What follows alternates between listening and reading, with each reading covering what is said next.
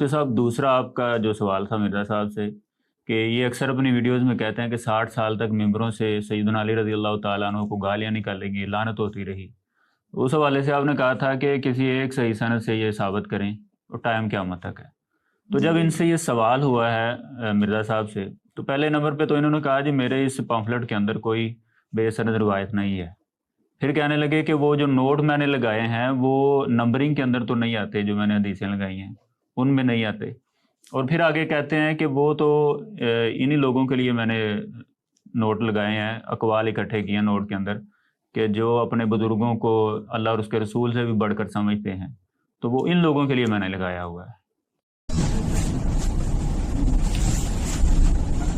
بے سند روایت نہیں لی جائے گی، آپ کے کربلا ریسرچ پیپر میں بے سند روایت موجود ہے، کوئی بے سند روایت نہیں۔ ذرا بتائیں کہ جو بے سند روایت کون سی حدیث میں نے اس میں بے سند لی ہوئی ہے، ذرا جس کا سوال ہے وہ ایک پیپر پہ کون سی حدیث بے سند لی ہوئی ہے بتائیں، جس کا سوال ہے کوئی نہیں ہے۔ رہے گا جو نوٹ کے ساتھ میں نے مختلف لوگوں کے اقوال لیے ہوئے وہ نمبری میں تو نہیں ہے نہ وہ حدیث میں ہے۔ ہاں چونکہ وہ آپ کے اتنے بڑے ہیں کہ آپ کو حدیث سے آگے وہ محبوب ہے۔ جلال الدین سیوطی کا نام باپا جانی کس طرح لیتے ہیں؟ 72 دفعہ سر کی آنکھوں سے حضور کو دیکھا۔ تو میں جلال الدین سیوطی کی کتاب نہ لکھوں کہ اس میں لکھا ہے کہ حضرت عمر بن عبدالعزیز کے دور پر حضرت علی پہ ممبروں پہ لعنت ہوتی تھی، انہوں نے ختم کروا کے تو ان اللہ یأمر بالعدل والاحسان والی آیت نازل کی۔ جن لوگوں کو تم اللہ رسول سے بھی بڑا مانتے ہو، میں ان کی کتابوں کے حوالے تمہیں نہ دوں، تمہارے لیے میرے لیے تو اللہ اس کا رسول کافی ہے۔ سمجھ گئے آپ کو بات کی؟ سمجھ رہے نا؟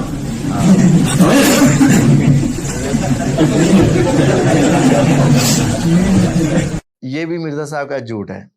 پہلی بات یہ ہے کہ یہ لکھتے ہیں کہ میں نے یہ پمفلٹ کن کے لیے لکھا ہے؟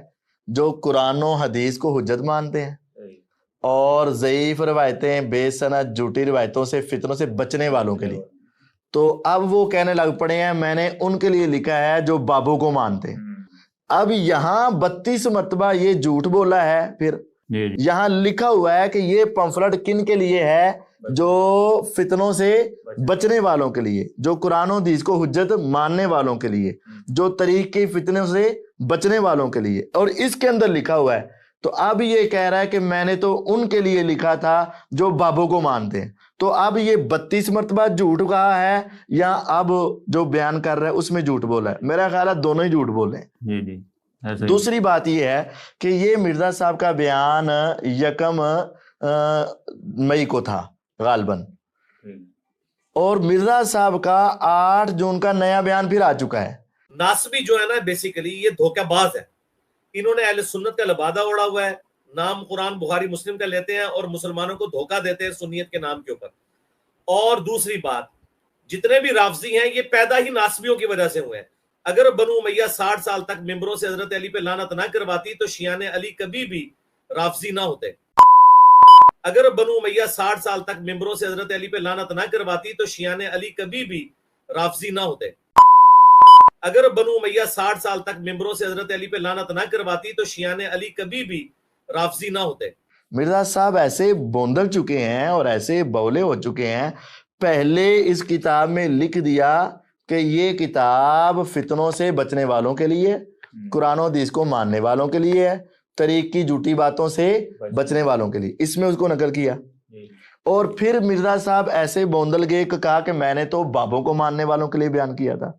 اور آج پھر 8 جون کو مرزا صاحب نے خود بیان کرتے ہوئے لائیو سیشن میں کہہ دیا اگر بنو امیہ 60 سال تک ممبروں پر لعنت نہ کرواتے تو یہ شیعان علی رافضی نہ بنتے۔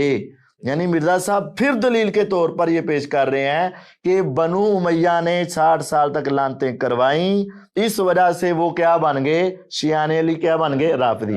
ہم پھر مرزا صاحب کو ٹائم قیامت تک دیتے ہیں کہ چیلنج ہے، تم نے 8 جون کو یہ بات دوبارہ کہی ہے کہ بنو امیہ نے 60 سال تک ممبروں پر لعنتیں کروائیں، جاؤ قیامت تک ٹائم ہے، ایک صحیح سند پیش کر دو، ایک صحیح سند، لیکن نہیں پیش کر سکتے۔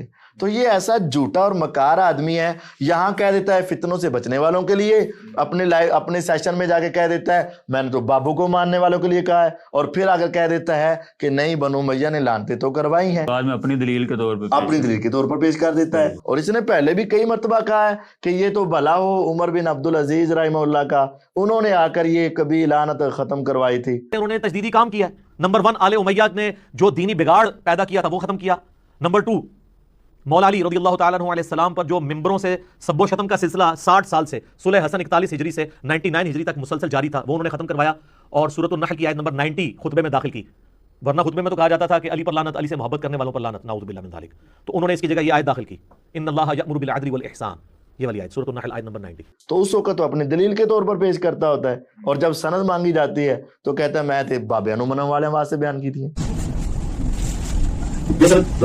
نہیں دی جائے گی آپ کے سے پیروں میں بے سند روایت ملے کوئی بے سند روایت نہیں بتائیں کہ جو بے سند روایت کون سی حدیث میں بے سند دی ہے، ذرا جس کا سوال ہے وہ ایک ہی پڑھے کون سی حدیث بے سند دی ہے بتائیں، اس کا سوال کوئی نہیں، لیکن موت کے ساتھ میں نے مسلم لوگوں کے اقوال لیے ہیں وہ نہیں میں نہیں ہے نہ وہ حدیث میں، ہاں چونکہ وہ آپ اتنے بڑے کہ آپ حدیث سے آگے معلوم ہے۔ جناب السیوطی کا نام بابا جانی کس طرح لیتے ہیں؟